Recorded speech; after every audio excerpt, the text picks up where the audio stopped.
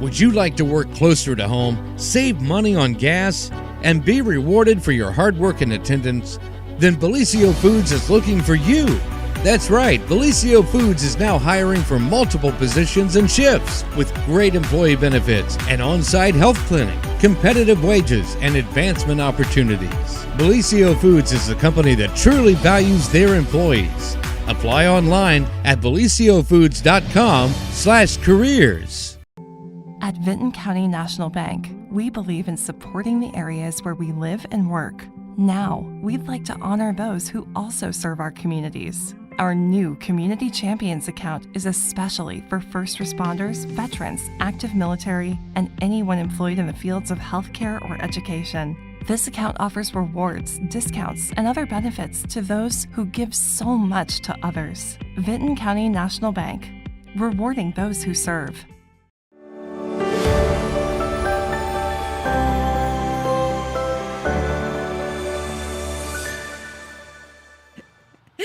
Good morning. Happy Monday, everyone, and welcome to the morning show right here on Main Street TV following a beautiful weekend here in Southern Ohio. Hope you all got out and attended, one of the 7,000 events that were going on. Man, oh man.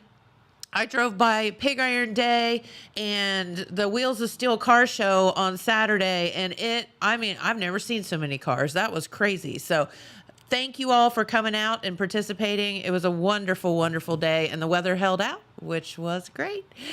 All right. So today here on the program, we have a special visit for you from the Pike County Fair.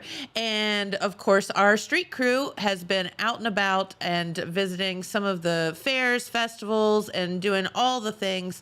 And they've put together a really, really cool video for you. And then we'll be back here in a little bit with some news with our good friend Pete Wilson, I think. And definitely news, I think, Pete Wilson. And I don't know, maybe talk about some Olympic debacles along the way. So let's head to the Pike County Fair recap, and we hope that you enjoy, and we'll be back on the other side with some news. This is the Pike County Fair, and the Total Media Street Team has gathered a lot of footage of this fair. Let's see how that week turned out. I'm Max Brana, here with the Total Media Street Team, and here with Jessica Rader and Leah Rader. Now, what are you doing here at the Pike County Fair? We are seasonal concession vendors, and we play fairs and festivals and special events all across Ohio and Kentucky. How long have you been here at the Pike County Fair? Too long. We've been here 14 days. 14 days, wow. Too long. Too long. Yeah. How many years have you been here? We have been, as a family, we've been at this fair for 43 years. I've personally been at this fair in my family, the Raider concession family, for 23 years. So that would be how many generations? We are working on our 4th generation. 4th generation? Yep. All right. What concessions do you have here? We have 2 shave ice trailers, 2 pizza trailers, a lemonade stand, and a french fry stand, and a tea stand, and then my father-in-law has a french fry stand, and my brother-in-law has a lemonade and corn dog stand. We basically run the show. What has been the busiest night here? Our busiest night has been the school bus derby night because it's like the newest thing that they've had, and a lot of people want to come out and see the derby. Yeah, derby night tonight, the bus derby on Tuesday, goat show is also Tuesday. Those are some of the busiest nights, but every night it's something different, and hopefully everybody enjoyed themselves at the Pike County Fair. Don't be a hater. Come get your Raiders. All right. I'm Max Brana, here with the Total Media Street Team, and also with Jace Rader, Liam Hatfield, Landon Williams, Jaden Howard, Audrey Lansing. Now, what are you doing here at the fair? Honestly, I'm just having fun. I'm messing around. Yeah, I'm Honestly, having fun I'm just too. annoying other of my friends. Yeah, same, but I I'm don't getting care. fat off the fair food. Yeah, same. I agree. Having fun and eating fair food, that is great.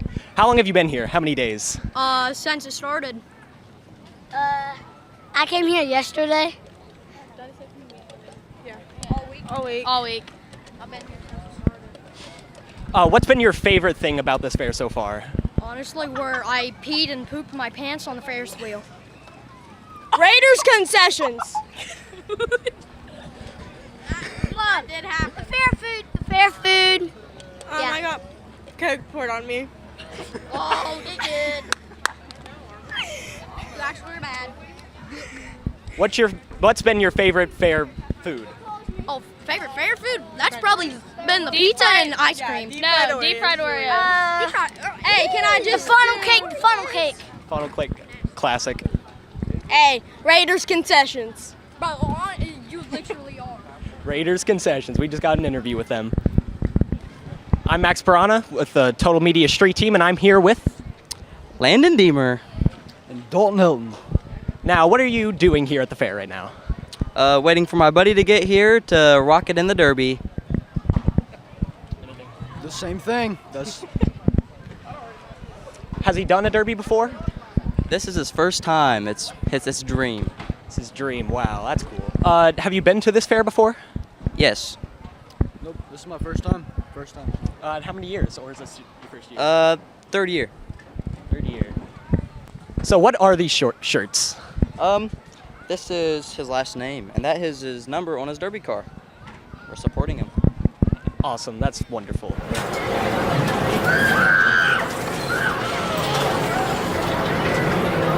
Watch the Demolition Derby at the Pike County Fair. We hope you enjoyed it as much as we did watching it.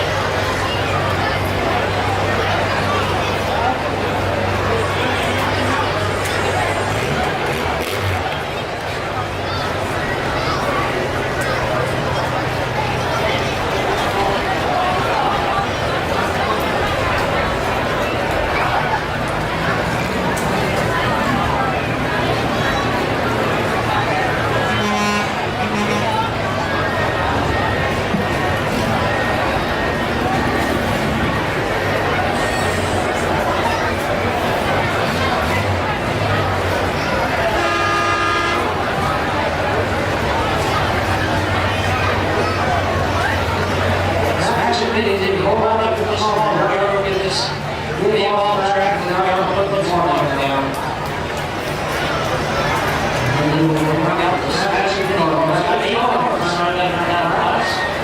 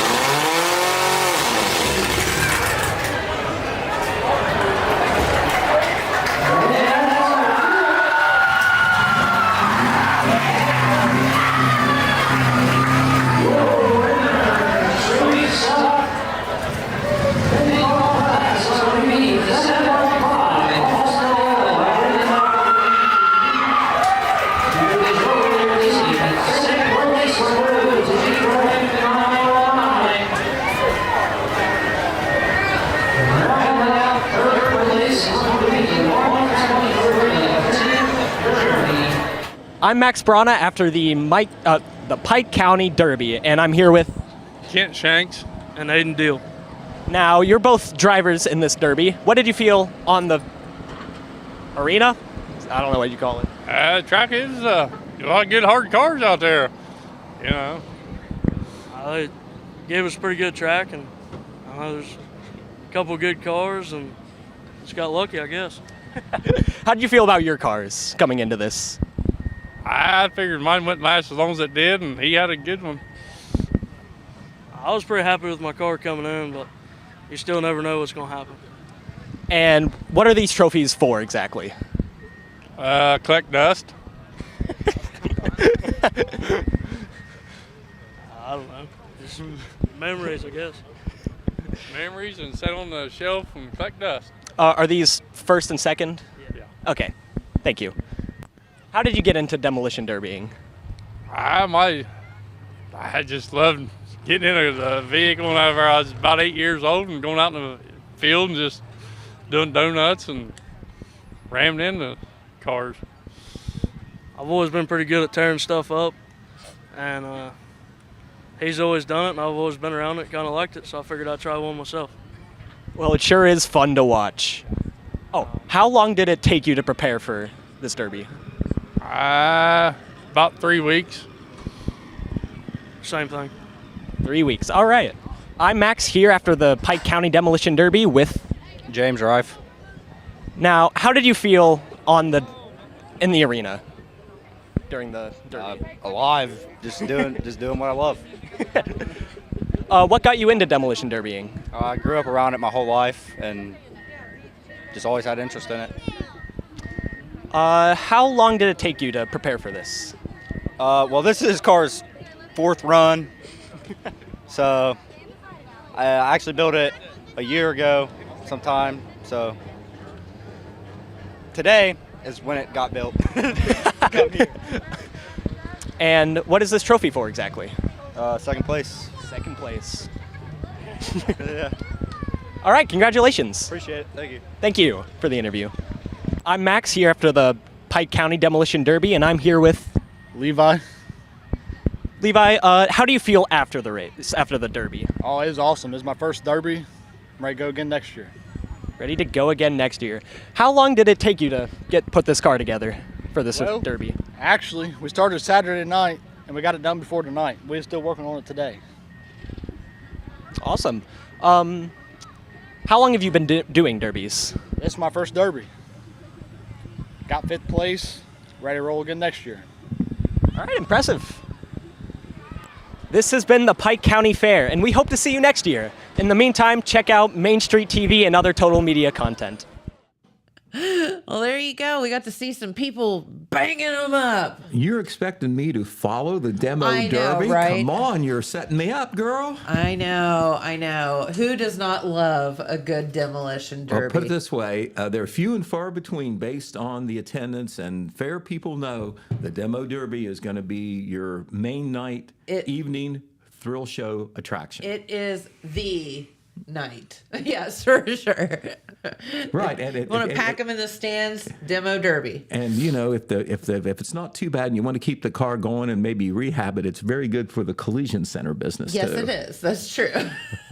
Right. I think they're all total jobs. I'm not sure. I think as you're far right. as the body work goes. Okay. Well, we have a mix of news coming off the weekend, some public affairs, and also some community things going on, Jennifer. And well, there were a lot of events this weekend. You know, there always is from a guy who's been involved in local news for a long time. You know, our communities are always busy, but it seems like there's more things here in the last 5 or 10 years than before. A lot of it is just more organizations wanting to do things. A lot of it has to do with fundraising. A lot of it just has to do with people with the community service bent. So that's all good. Yes. But we're going to start off with a public affairs story out of Wellston. Okay. At last Thursday evening's Wellston City Council meeting, which was covered by our Jeremiah Shaver, Council had a very important decision to make. They needed to pick a new second ward councilman. Right. Hunter Skaggs had been the councilman there in the second ward. That's a geographic part of Wellston. I believe it's on the city's west side. Mm-hmm. Anyway, Hunter Skaggs could no longer serve as councilman because he was moving from Wellston to Jackson. You Right. have to live, of course, in the city Of to course. be a councilman. So council invited members or invited members of the public, who of course had to live in the second ward, to file for this position ahead of Sure. time. And they were to come to the Thursday evening meeting, last Thursday evening, and then others could come too without advance information. As it turned out, there were two people that showed up to seek the position. One of them was Karen Bach, and yes, that is the same Karen Bach Yeah. who was the superintendent of the Wellston City Schools for 11 years.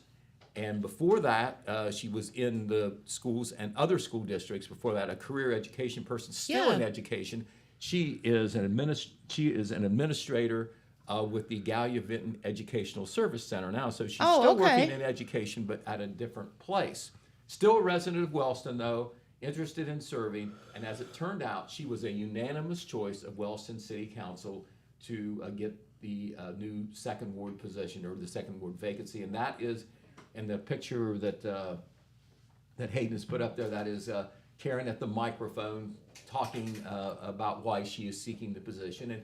And basically, she said she's seeking the position because she's interested in improving the community, being involved in it, and like Sure. that, which I think is genuine, because, you know, obviously with all the work that she's done in the schools before and still working, this isn't something that she needs to do. So congratulations to her. The other candidate who was much appreciated for coming out was Calvin Sheets of Harrison Avenue. He is a pastor at a Hamden church. He's been involved in the community as well. But Karen prevailed there. A lot of people know her. Okay. And the council president, Rick Hudson, invited Calvin Sheets to run for an opening on council the next time that there is an election, because the truth is, on our local councils, even though we have some dedicated people working there, they're not lining up for that job. No, it's a tough job and thankless. It's not a high-paid position. You know, it's not a full-time job like it might be in the city or whatever. Right. And so they thank Calvin Sheets for coming out and seeking the position as well. But Karen will have to be sworn in before the next meeting. Some paperwork will have to be done, but she should be on board when council meets again later this month. That happened at last Thursday evening's council meeting. Okay, we're going to address what became a little bit of a social media controversy in Jackson. And I say that because, you know, we all watch, or well, maybe not all, but if you're active and you want to know what's going on and you're in the news business, you watch social media because there's a lot of information there. It may not always be correct and you have to verify it, but, you know, I will admit, a lot of information is out there. Yes. Well, some information got posted within the last couple of weeks that gained a lot of attention, and you know this, about alleged dumping of sewage into Salt Lick Creek here in Jackson. And we knew at the Telegram kind of early on that there was really no confirmation of this and that it was not correct. We felt that it was not correct, but we followed up on it, decided to write a story because a lot of people assumed that it was, because a person posting and other people jumping on that thread were assuming that there was, or thinking that there was dumping into Salt Lick Creek. Now, this is a picture of a pipe running along the creek. What's going on here is, it has nothing to do with the creek, really. This is a sewer relining project that's grant funded through the city of Jackson. Okay. They are improving a sewer line which runs from Harding Avenue and through Eddie Jones Park and along the creek there, all the way on Veterans Drive, all the way to Chillicothe Street and Horse Creek, I think is where the pipe goes. Well, anyway, they had to pump out of the sewer line, but they never pumped into the creek, ever. Right. It's just that the piping was along the creek, and so some assumptions were made, or some conclusions were made that did not turn out to be correct. Sure. We did address the Mayor, Randy Evans, on it, who answered some questions. He addressed it at the last council meeting. Our own Alex Shope, who wrote an excellent story that was on the front page of our Saturday paper, kind of explained it, and he even took the time to walk he went and walked it. To walk along the creek or whatever. That's what you call confirmation and verification. And he said that There was no sign of dead animals or dead fish or whatever. And Right. several years ago, there was a discharge into Salt Lake Creek that did result in a major fish kill. It didn't ruin the creek or whatever, but it had to make a comeback a little bit. Yeah. Believe it or not, in that small creek, there is a lot of aquatic life. He walked along the creek, Alex did, and he saw no signs of any damage to the wildlife or the aquatic life in the creek, and he did not see any sign that any sewage or excrement was going into the creek accidentally. Yes. So, all good. You're right. That story was in our Saturday paper, and it's posted online as too. Okay, off the weekend, the Ohio State Highway Patrol Jackson Post reported an injury-related wreck that occurred at 5:47 a.m. Saturday morning, early morning, probably still dark at that time. It was in the northwest end of the county at the intersection of U.S. Route 35 and Kane Road. Kane Road is the very small road that pops out on the highway by the roadside rest up there. By the rest area. Right, almost all the way to the Ross County line. And, you know, if you have to have an injury-related accident, you want the injuries to be minor, and that's how they describe this. But what happened was a car driven by Kenneth Brigham, age 72 of Dayton, was on Kane Road, failed to yield at the intersection, turning on the 35. His car was struck by a FedEx van that was driven by Diana Jones, 42 of Jackson. Remember, this was 5:47, so it's dusk at best, probably almost totally dark. And Brigham's car came to rest on the roadway. Jones's van went off the right side and came to rest over an embankment. Fortunately, both people, although they were injured, the injuries were minor. They were both taken to Holzer Medical Center, Jackson, by the Jackson County EMS. The road there was blocked, at least one lane of the road was blocked for about 2 hours in the westbound lane. So the traffic did get through, but it was just restricted there a little bit. And the Ohio State Highway Patrol's message that they tacked on to the end of their news release was to never drive distracted and always wear your seatbelt. So, some fun stuff now. Pig Iron Day was held on Saturday at Manpower Park. You know, it was crazy busy. Right. Well, you know, you were in high school about the time that they started this, and it's still going strong. Yeah. This was the 31st annual Pig Iron Day, and the Jackson Firefighters Association, bless their hearts, they put this on. And you know, there's not a ton of firemen to begin with, and they do a lot of hard work, and yet they do this project. Yes, it is a fundraiser to a degree, but probably more so, I think I'm safe in saying this, they just do it to be good community servants. You know, it started off with the Jackson City administrators. Tom Evans was kind of the guy who got it going, with some help from Ron Speakman and Robin Putterspire. Yep. I know they were some of the wheels that got it going in the early years, and then to celebrate our heritage, right? And then basically, when it looked like that. You know, it might have to drop because there wasn't an organizing force. The firefighters jumped on and took it over. Right, and so there's two main components to it. The firefighters do their low-cost picnic-style buffet. Yes, where, and is it popular? I mean, where do you get pork sandwiches for $3, and where do you get bratwurst for $2? Right. Hot dogs for $1. Look at that. Free water. Pop cost this year, but it was still only $1. That is Randy Baker, by the way. He was mining the bean pots very early in the morning. I stopped by and he was already working. Randy is the chief of the Liberty Township Fire Department, and those are two of the firefighter grillers. That is Jim McCarty on the left and Jared Malone on the right. Very important job manning that grill. You can see the hot dogs and the brat cooking.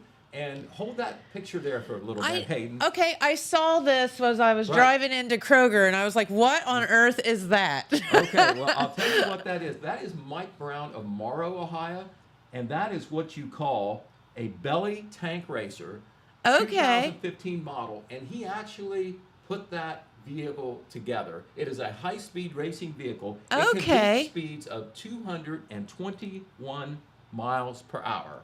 What? And that little thing? And that little thing. And it can accelerate really fast as well. But anyway, I asked him what it was worth, and he didn't have a price tag for me, but he said he put it together and he spent $60,000 on the parts. Okay.